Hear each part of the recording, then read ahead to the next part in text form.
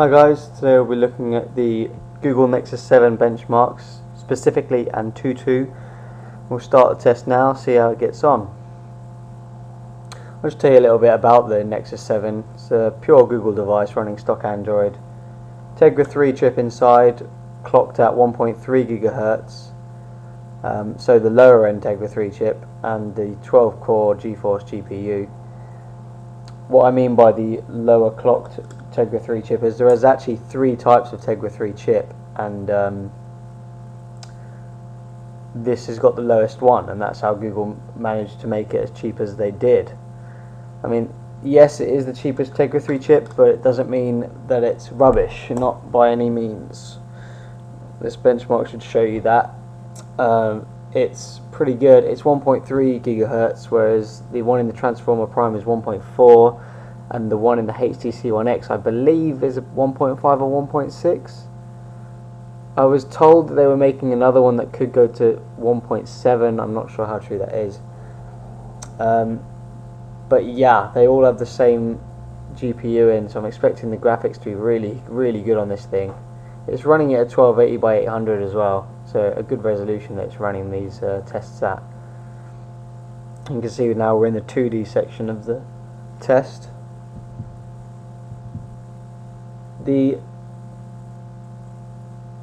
So because of the difference in Tegra 3 chip, I'm expecting the Transformer Prime to come above this, just purely because of the clock speed. But saying that, this has Jelly Bean running on it, which has a lot of optimization. We can see that here on the frames per second it's probably hitting the frame limiter, because we're hitting 60 frames per second and this is all stock, so it probably isn't going to beat that.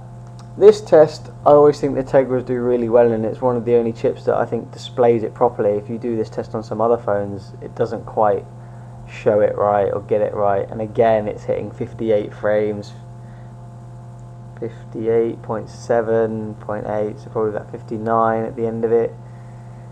59, yeah. So again, really, really close to 60. So this thing's going to be a gaming machine. And it's rocketed through this test, really. Let's see what else. Should be hitting the end of the score soon.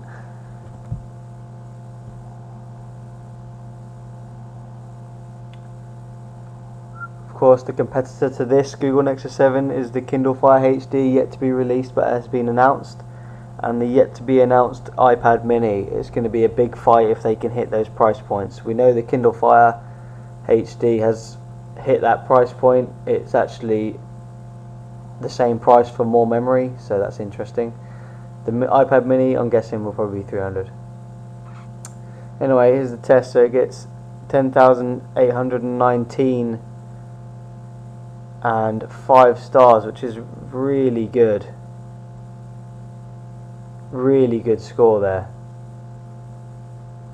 My Asus Transformer Prime got about 11,000, so you can see it is behind, but not by a lot, so that's really good.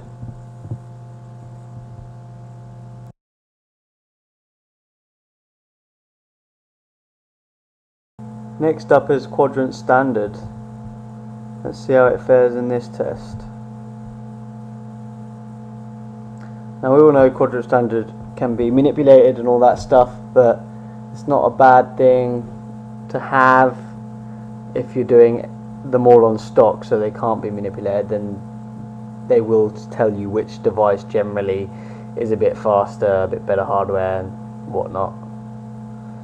You can see how this is just shot through the CPU memory stuff really quick.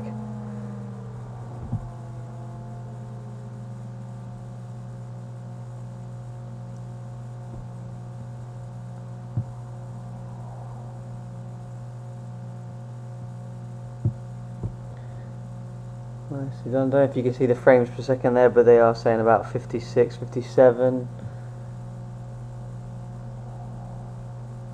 Again, not sure if that's a frame cap thing again or just limitations.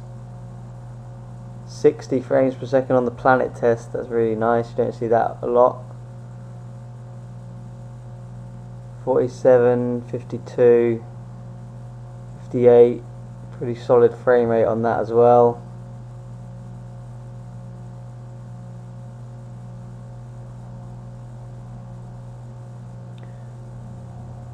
This is where it gets a little bit hard to see, but the score is 3,562, and you can actually see the top is HTC One X, the middle is Transformer Prime, and then the Google Nexus 7. So you can see the difference in the Tegra chips, like I said earlier. I hope you enjoyed the video. Please subscribe. See you later.